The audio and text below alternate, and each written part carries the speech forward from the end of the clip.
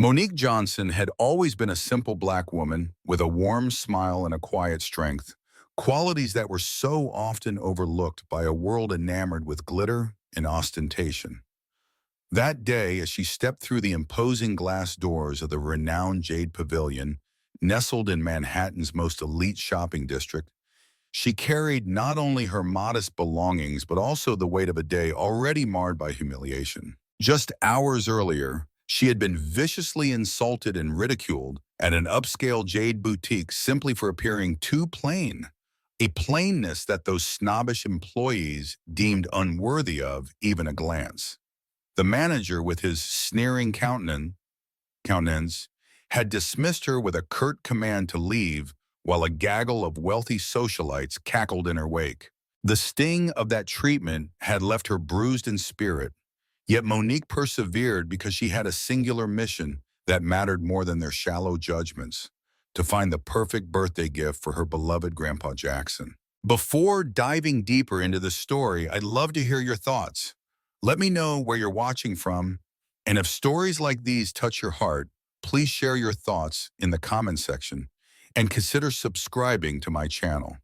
The tension builds in the middle of the story, leading to an unforgettable ending, so don't miss a moment. Tomorrow I have another special story waiting just for you. Her grandfather, a man who had raised her with infinite kindness and taught her that sincerity trumped any flashy show of wealth, was celebrating his milestone birthday. Despite a lifetime of modest means, he had always shown her that true value lay in thoughtfulness and love, not in glittering trinkets or ostentatious luxuries. With that conviction burning in her heart, Monique braved the lavish environment of Jade Pavilion, determined to find a piece of exquisite jade jewelry that, though modest in appearance and price, would carry the genuine love and care she felt for him. The store itself was a wonderland of luxurious displays. Towering glass cases showcased jade bracelets, delicate pendants, and intricate sculptures that caught the light like liquid art.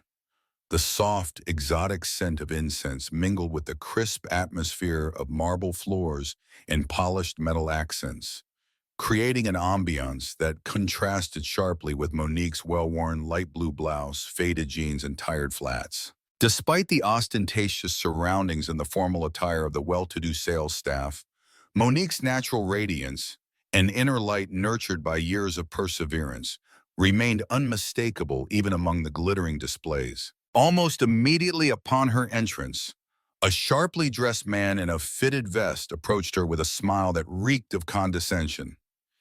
His name tag identified him as Carl Thompson, the store manager at Jade Pavilion.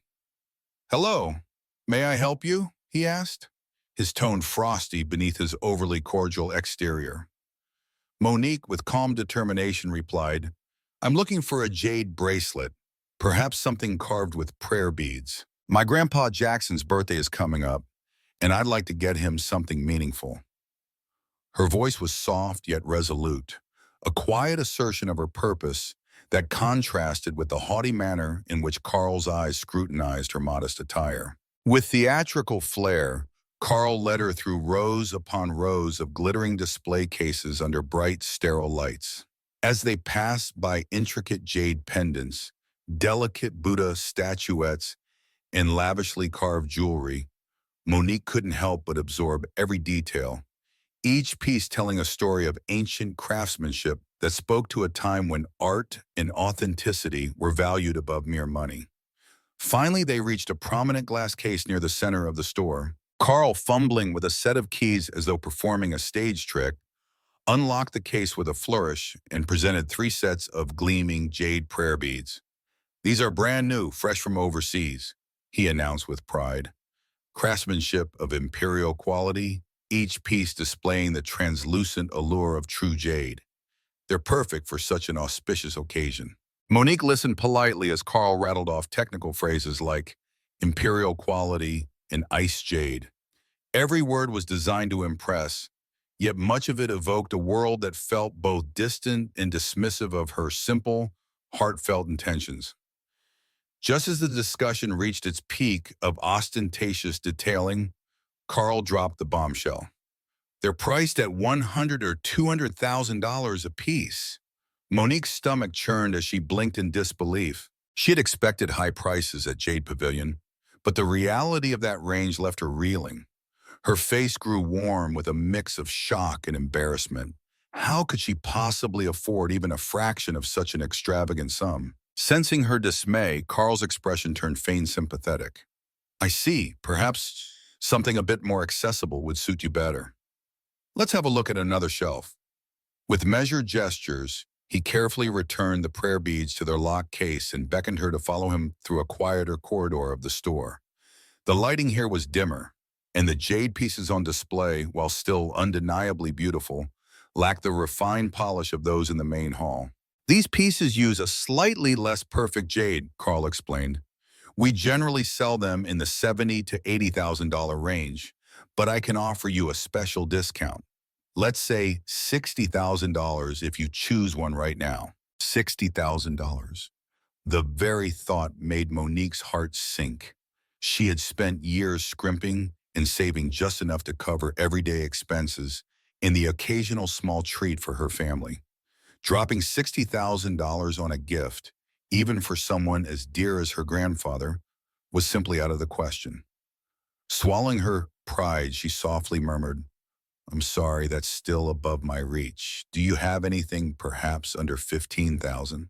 At her words, Carl's face shifted sharply, as though her request had become an insult.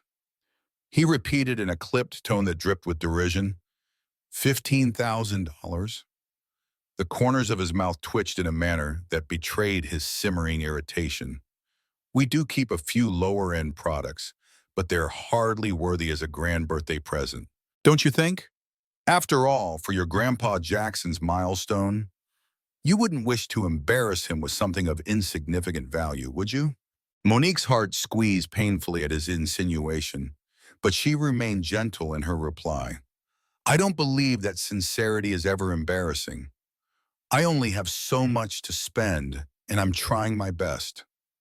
Her voice quavered slightly as she spoke, not with defeat, but with the steadfast resolve of someone who had experienced the sting of rejection too many times to let it break her spirit. Carl's next actions only deepened her dismay. With a dismissive huff, he led her to a shadowed corner of the showroom. Here, under a softer, nearly melancholic glow, a haphazard collection of jade bracelets and pendants lay on a shelf. These items, though flawed by comparison with the masterpieces in the main display, possessed a quiet, honest beauty. Among them was a modest set of prayer beads, each carved into delicate lotus shapes, reminiscent of the understated taste her dear Grandpa Jackson had always possessed.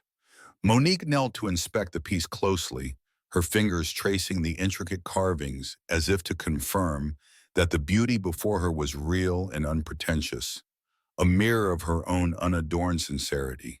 Just then, as she lingered in quiet contemplation, a shrill, mocking laugh echoed across the room.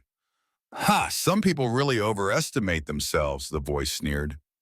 Monique looked up sharply to see a striking, impeccably attired woman with platinum blonde hair pulled into a sleek updo. The socialite's name tag, prominently displayed on her designer handbag, read Ivy Brooks. Ivy's eyes glinted with disdain as she addressed Monique in a tone that reeked of superiority. Well, well, if it isn't Monique, what are you doing in a place like this? Did you take a wrong turn on your way to the thrift store? Before Monique could muster a response, another woman joined Ivy, a glamorous lady whose every gesture exuded an air of untouchable refinement. Maybe she's here to beg for freebies, the woman giggled in a voice laced with cruelty. The group of women whose impeccable outfits and carefully styled hair all screamed of untold wealth, circled around Monique like a pack of hungry wolves. One by one, they continued their barrage of sarcastic comments, remarks about her clothes, insinuations about her finances, and a cascade of condescending laughter that made her cheeks burn with both shame and rising anger. Attempting to hold her ground, Monique said in a quiet but steady voice, I'm only here because my Grandpa Jackson's birthday is coming up. I want to give him something that carries meaning and honesty. Ivy's eyes sparkled with malicious amusement as she feigned pity. Oh, how sentimental. Are you really sure your grandfather would want something as cheap as a trinket from here? Perhaps you should visit the discount market on the other side of town if you're so tight on money. Diana Carter, another member of the group who rarely indulged in conversation, unless she was the center of attention, added with a haughty tilt of her chin, yes, a simple purchase like this should only be for those who aren't accustomed to true luxury. Monique's heart pounded as she struggled to keep her composure amid the barrage of insults. Just then, Carl Thompson reappeared at the scene with a hurried stride and a pointed remark. If you're planning to buy from that discount selection, you'd better hurry. We're about to remove those items from the shelves. In fact, we decided to discontinue those lower-tier pieces just yesterday, he declared, his tone abrasive. He made sure his words cut as sharply as a razor as he added, perhaps you can find a store that better suits your budget. Your employer might not appreciate you pushing aside our VIP clients. A surge of frustration welled within Monique, but she forced herself to remain calm. Actually, she said softly as she placed the delicate bracelet on the counter, I'd like to see this one a little closer. At that moment, a young female associate, wearing a name tag that read Erica, stepped forward timidly. Yes, ma'am. This piece features a subtle lotus carving and is priced at $15,000. However, I believe there might still be a discount available if you're interested, she said in a voice filled with cautious hope. Before Erica could finish her sentence, Carl whirled around, his eyes flashing with barely concealed hostility. You can't just give out discounts at your whim, he barked, his tone sending a chill through the already tense air. He turned his back on Monique, exuding an air of impatience and disdain as he practically ordered her, if you can't afford it, then perhaps you should leave. You're distracting my staff from serving clients who actually matter. His words, heavy with condescension, reverberated in the expansive space of Jade Pavilion. Just as Monique gathered herself to continue, the sharp laughter of Ivy Brooks cut through the tension once more. Wow, you actually managed to buy something so cheap, Ivy scoffed. Congratulations on your little purchase. But now, scram. People with real money need the staff's attention. Though every word stung like a cold slap, Monique refused to allow the derision to shake her resolve. I'm finished here, she replied softly, her voice a mix of quiet defiance and resignation. With her purchase in hand and her heart still racing, she turned to leave the store, only to be halted at the door once more by a new presence. As she made her way toward the exit, the heavy door handle jingled and swung open again to reveal a tall, broad-shouldered man whose presence immediately commanded respect. His arrival, as if summoned from the very heart of authority, brought with it an aura of decisive power. Flanked by two imposing bodyguards clad in crisp, professional attire and outfitted with discreet earpieces, he strode into the store with quiet intensity. Dressed in a tailored charcoal suit and a crisp white shirt left slightly unbuttoned at the collar, his every step exuded an effortless command of the space, as if the very air around him acknowledged his authority. For a moment, the entire atmosphere in Jade Pavilion shifted as eyes turned toward this unexpected interloper. The man's calm, measured gaze swept over the room before it landed on Monique. His expression was one of quiet concern as he addressed her politely. Good afternoon, madam. I noticed you were about to complete your purchase. May I be of assistance? The gentle timbre of his voice contrasted sharply with the earlier harshness of Carl Thompson's tone and the mocking laughter of the socialite entourage. Monique paused, momentarily disoriented by this sudden change in dynamics. She had no idea who this man was, but his courteous manner and genuine eyes filled her with a cautious hope. At that moment, Erica, the timid employee who had been helping her, whispered that the distinguished gentleman is none other than Mr. Mason, an esteemed executive in the King Corporation's luxury goods division and someone with direct ties to the ownership of Jade Pavilion. Carl Thompson's confident facade faltered visibly as Mr. Mason's calm authority filled the space. Mr. Mason turned his gaze toward Carl, his expression softening only to be replaced moments later by a quiet rebuke as he inquired, "Is it true that you insisted we wouldn't sell an item within this price range to a customer like her? From what I observed, it appears that you have been harassing a legitimate buyer." Carl's face reddened as he stammered, his previous arrogance now replaced by nervous submission. With a hasty, almost contrite explanation about maintaining the store's high reputation, he muttered, I only meant the customer might not be satisfied with something on the lower end." Mr. Mason's eyes, however, held no trace of frivolity.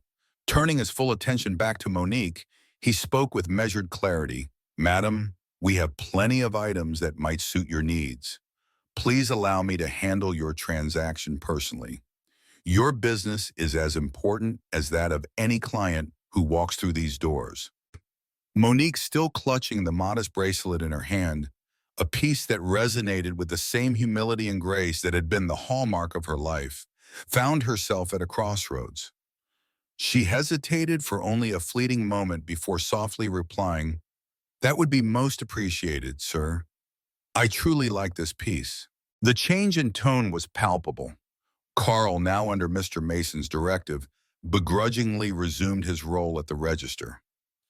As Monique handed over her card with trembling fingers, the small crowd of onlookers, including the sneering socialites led by Ivy Brooks and Diana Carter, watched with a mixture of disbelief and barely concealed scorn.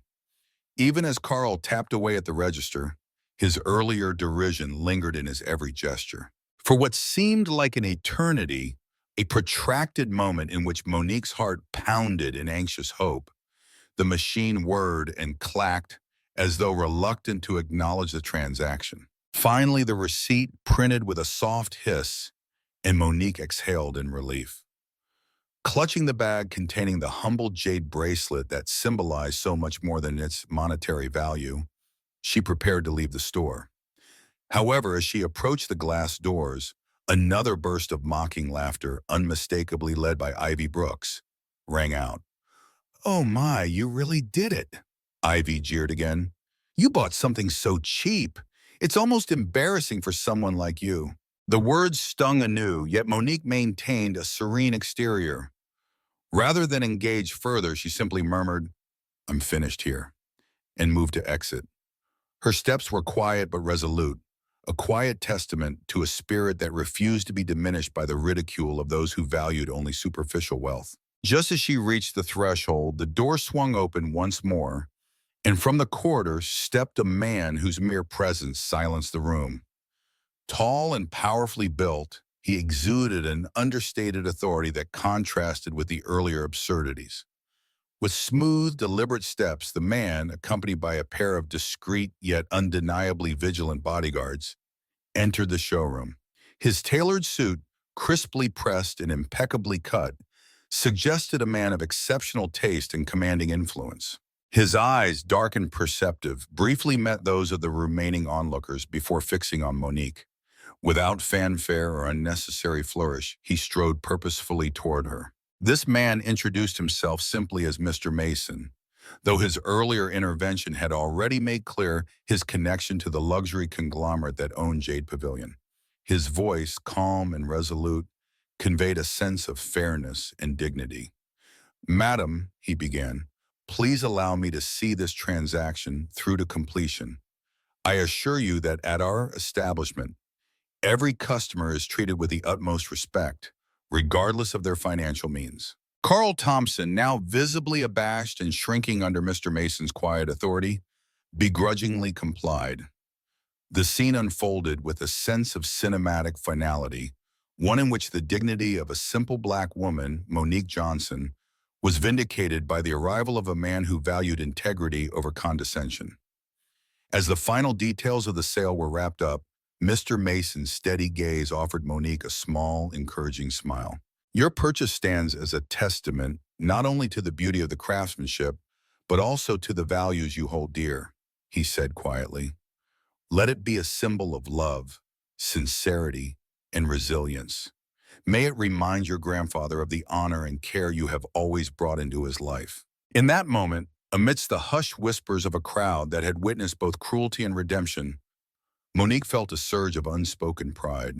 Despite the humiliation she had endured, she had persisted to secure a gift that was rich in meaning and far surpassing any glittery token of wealth. With one final graceful nod to Mr. Mason, who had handled the situation with a dignity that contrasted starkly with the earlier arrogance, she stepped out of Jade Pavilion into the bustling Manhattan afternoon. The day had tested her resolve and exposed the stark contrast between superficial luxury and true heartfelt authenticity. Monique's journey through the gleaming corridors of wealth, a journey fraught with whispered insults, blatant snubs, and the cold calculus of store policy, had culminated in a moment of sweet victory. Not only had she managed to purchase the modest jade bracelet for her beloved Grandpa Jackson, but she had also, in her quiet, determined way, reclaimed a measure of dignity in a world that had all too often sought to diminish it.